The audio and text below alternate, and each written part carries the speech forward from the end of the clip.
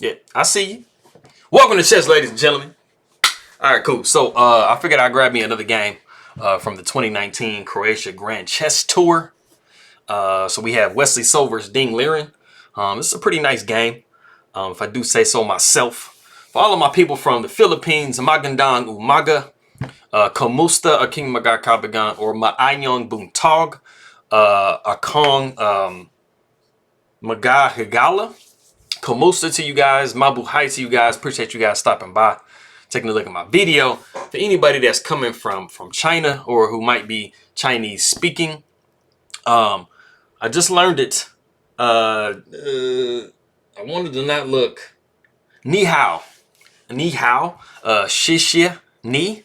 Appreciate you guys coming by and taking a look at my video very much. Appreciate the support and the love from everybody.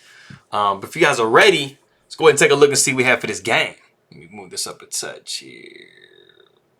Bam. Okay, just move it up a touch. All right, cool.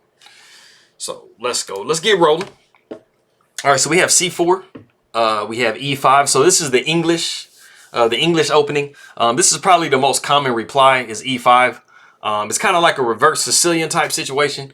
You know, you're staking your own claim in the center here. You know, with these squares, when white is trying to, you know, hold these squares down. You know, basically with the English and stuff, what you're trying to do is you're trying to prevent black from getting that nice pawn center. But you're not necessarily doing it like in a hyper modern way. You know, you're kind of avoiding like the E4, D4. Some of the times that people will play like kind of side variations is just because, like, you know, the main variations are just so heavily studied that sometimes you want to try to break away a little bit and kind of throw somebody off just a touch, see if you can get a little advantage going. So we have G3 by white, knight to F6, and we have the actually so this is the English opening and this is the King's English way. It's kind of like a mix between like an English and like a King's Indian type situation, because you're going to be Fien Kettling the bishop and you know, kind of doing like a King's Indian type setup on the king side here. So we have bishop to G2, and then we have bishop to C5. And I know you guys aren't ready for it, but this is the novelty of the game. It's kind of crazy because we are at move 3. So you're just kind of thinking like, how can that be a novelty? Exactly. How can it be a novelty? Like bishop C5 just seems like a very, very like legit move. You know, it targets the F2 pawn. It just seems like one of the most natural developing moves you can do. Bishop to B4 doesn't really make a lot of sense because you don't have this this diagonal open to the king. You know, bishop to E7 seems like a possibility too. You're not really going to go bishop D6. You're going to block your pieces in. So it just seems like bishop C5 is just like kind of automatic, but somehow it's just hasn't been played. So this is moment 1 for it. So we see knight coming to C3. We have C6. We got E3. Castles knight G to E2, which, you know, makes the intention very clear that you're wanting to push this. I can't draw arrows. I'm like Yasser right now, not drawing arrows. So you're trying to push D4, get you a nice little somewhat center going. So D5 comes. You're trying to combat that as black. So the pawn takes D5, knight takes D5. We got D4. Pawn takes D4, knight takes D5. Pawn takes D5, and then we have pawn takes D4. Now, as you can see, for white and for black, you guys both have an isolated pawn, which it's not really too bad, just simply because like it's going to be harder with this file not open to get at this D5 pawn, and then the same thing for white with the file not being open. It's going to be kind of hard for black to, you know, successfully get at this pawn here because it's just too easily defended. And then, as you guys might be familiar, isolated D pawns are the best isolated pawns to have. The other pawns are a little bit harder to protect. And an isolated D pawn, there's actually like some completely different technique as far as you know, playing with an isolated D pawn. So that's not as feared as just all of the rest of the isolated pawns. So we see bishop coming back to B6. We have knight to C3. Knight comes to C6. We have bishop to E3, bishop to E6. We have castles by white. Queen comes to D7. We have knight to A4, We have rook f to d8, knight takes b6, pawn takes b6. We have queen to b3. Now, you know, you have a couple, two probably main ways to protect this pawn. This pawn is under fire, so you can do this. But unfortunately, if you do that, it's going to be, you know, bishop to f4 is going to be coming. You know, it's knocking you away from protecting this pawn. And the other way is what we saw in the game is actually rook to a6. White is trying to get, let's see, after rook to a6, we see rook f to c1. And white is really trying to get this bishop to f1 in. If they can get bishop to f1 in, they're going to make this rook very uncomfortable and, you know, make it just be more oddly placed than it is.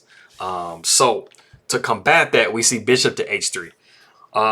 So it's twofold, this situation. You guys heard me talk about last video that, you know, there are actual light square weaknesses around the king right now, and this is a very beneficial bishop to have as black or as white. And so not only are you trying to prevent bishop to f1 to attack this rook, but you're also trying to trade off like one of white's strongest pieces in the defense of their king. So we see bishop to f3. We see a little back and forth. Bishop comes to g4. Bishop to g2, bishop to h3, bishop to f3, bishop to g4, and it looks like we're going to repeat and it's just going to be a draw. But Wesley says, nah, I'll go ahead and drop back to bishop to h1.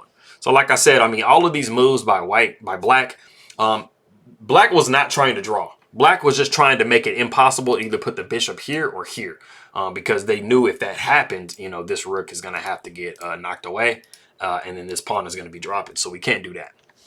So we see h5, we see h4, bishop comes to e2, because now we're just trying to like exclam and just make it super impossible for this bishop to come to f1 or e2. King comes to h2, we see queen to f5, we have bishop to g2, we have knight to a5, queen to c3, knight comes back to c6, we have b3. You know, in the case of the queen or the rook possibly moving, we might see something like knight to a5 and then plopping itself down into c5. So b3 is just taking that away to begin with. We see b5. Queen comes to d2. We have bishop to f3. So black really wants this bishop off the board. As you guys can see, like I said, I mean, there are all these light squares that this bishop are really just kind of holding down around the king. If you can get rid of that bishop, then you're going to be a happy camper as black.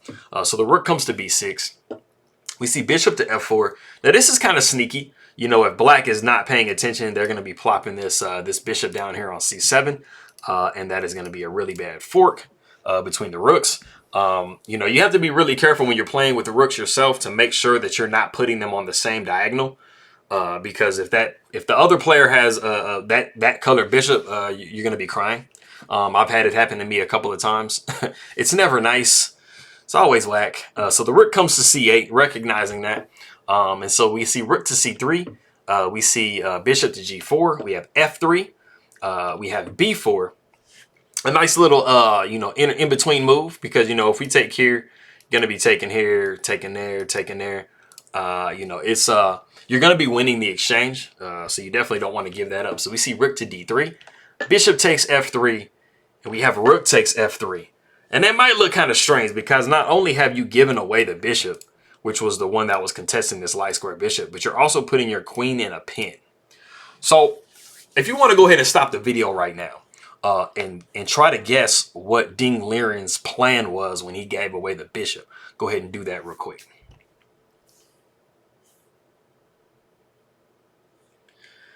Okay, cool. So I think this is a very impossibly hard move to find.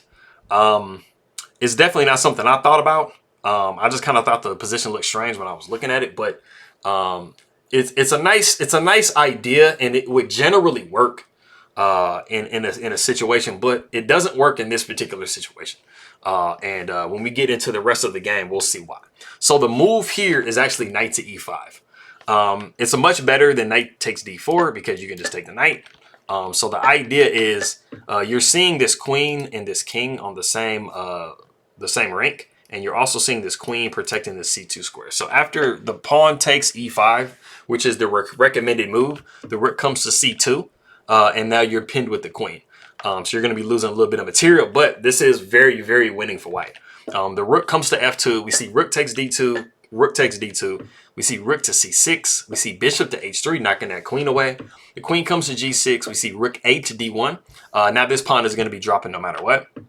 So the rook comes to a6. And then we see bishop down to g2. And we are targeting this pawn, and we're also indirectly targeting this pawn.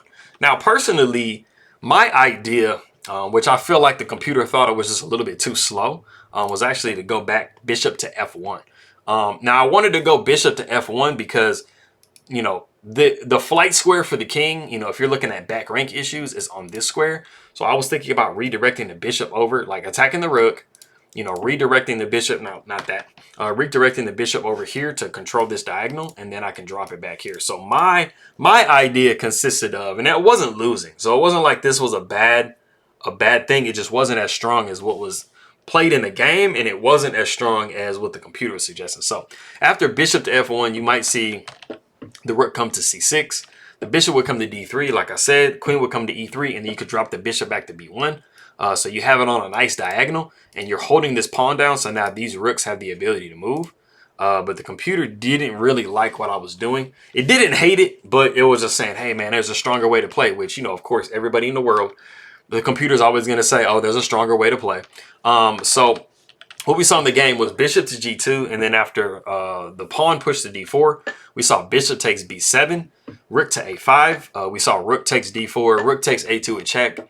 Rook 1 to d2. The queen comes to b6. Rook takes a2. Rook takes d4. And then we see the rook come back to d2. And this was, you know, this is pretty much the difference between, you know, my level, which is 21, 2200. And you know, these 28, 2900, 3000 level guys. And they're just, you know, a little bit more accurate in their calculation and stuff like that. So, you know, Wesley so definitely, you know, he definitely outplayed me in this thought process or whatever here. But basically, in the next few moves, I'll show you exactly what white is doing. So the queen comes to d3. We see bishop to d5. King comes to f8. We see bishop down to c4. We have king to e7, bishop to g5 with check. We have f6, pawn takes f6, pawn takes f6. We have rook to e2, king comes to d7, and then we see bishop down to d2. It is actually in this position that Ding Liren does resign. You know, I'll be able to tell you exactly why. Just taking a sample variation. Let's say the queen comes to c2, trying to, you know, maybe pin down the bishop, but it doesn't work because the bishop takes on b4. Now you're attacking the queen. So the queen comes back to g6. We see bishop to c3. We see king down to c6. Rook to f2, attacking the pawn. We see pawn down to f5. Bishop to e5. The king goes over to b6. We see rook to c2. Queen to c6, and then king to bishop to f4.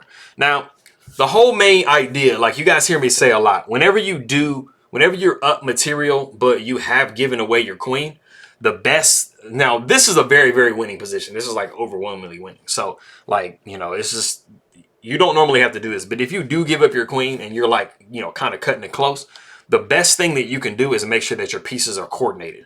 Because coordinated pieces, especially if you have 3 pieces and you have a rook, can overpower a queen. So what you see white is doing is it's tethering this bishop to this pawn, and it's also tethering this bishop to this pawn. So this is a structure that could just never be broken down. And all this rook needs to make sure it's doing is making sure that it's going to be protected by one of the bishops. And at some point, you know, something's going to give because these pawns are not going to be able to stay put forever.